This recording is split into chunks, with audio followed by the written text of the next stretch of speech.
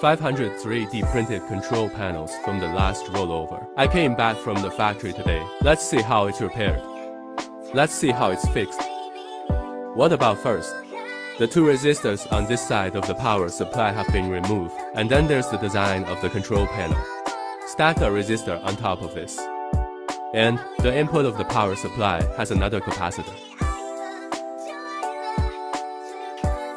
I am personally quite satisfied with the handling of the manufacturer. Now we power up this control panel. Let's take a look at this control board. What's different now? Of course, my ultimate goal is to, without switching the firmware, so many functions on this one touchscreen.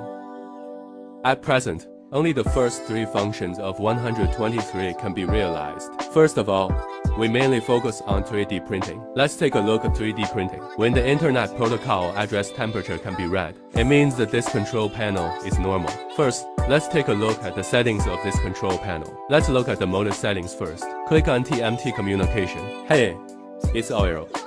It wasn't a rollover just now, because that driver is broken. I found 2 more drivers. These 2 drivers are TMC2209. Now we power up. Look again. Now let's see if its serial port center is normal. Click Settings. Click to set statistics.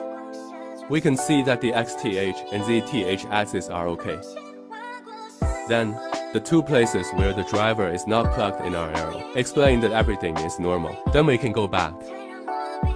At least it's verified that there is no problem. What about this time? We can see there is also a laser engraving function in it. That is to say, when our board does not switch the firmware, laser engraving can be realized. And then, what's more, we can also perform resonance compensation. Compensation settings. We click to read. We can see the acceleration value used here is 10,000. The maximum speed is 300. For general 3D printers, can meet 10,000 acceleration. It is already a medium and high speed. Metric compensation. You print the test model yourself to enter the relevant parameters to set. So are you excited about such a control panel?